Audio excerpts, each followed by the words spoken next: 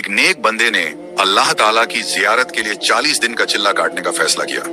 वह मुकम्मल यसूई के साथ इबादत में मशरूफ हो गया। दिन में रोजा रखता और रात भर कयाम करता। उसका सारा वक्त दुआ और इबादत में गुजारता। सारी रात अल्लाह पाक के सामने रोता रहता था। 36वीं रात को उसने एक गैबी आवाज सुनी जिसने कहा, शाम को तांबे के बाजार में फला दुकान पर जाओ और अपनी मुराद पालो।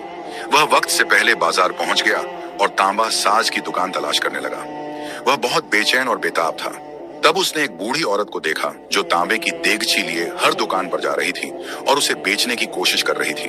वह जिस तांबा साज को बर्तन दिखाती वह उसे टोल कर कहता कि 4 रियाल मिलेंगे, लेकिन बढ़िया 6 रियाल में बेचना चाहती थी।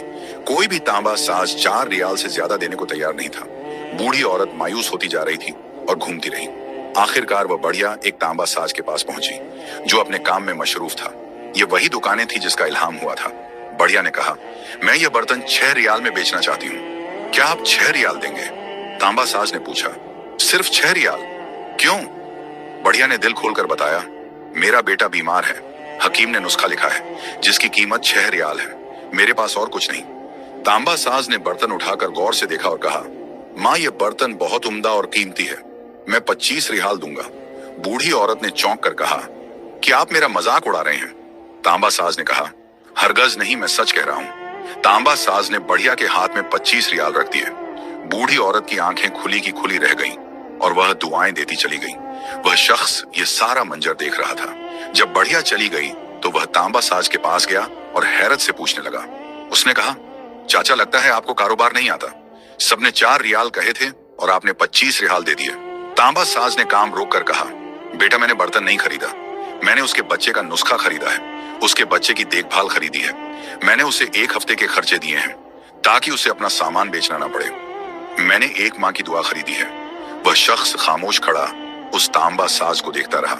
उसकी सारी इबादत इस एक कमल के सामने हींच लगने लगी। अचानक उसने फिर वही गैबी आवाज सुनी, चिल्लाकशी से कोई मेरी जियारत का शरफ हासिल नहीं कर सकता।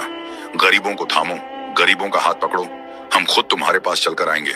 उसे समझ आ गई कि अल्लाह को खल्क की खिदमत पसंद है, खलवत निशनी नहीं। उसने तांबा साज के हाथ चूमने चाहा, लेकिन तांबा साज ने आज से इनकार कर दिया। उसने कहा, यह तो अल्लाह की रजा के लिए था। वह बाजार से वापस जा रहा था। उसने देखा कि खुदा की रजा गलियों में है, लोगों की खिदमत में है, न कि तन्हाई में। यह कहानी सिखाती है कि अल्लाह को खल्क की खिदमत सबसे ज्यादा पसंद है। इबादत का हकीकी मकसद इंसानियत की खिदमत है, अलग थलग रहना नहीं। अल्लाह पाक हमें भी हिदायत दे।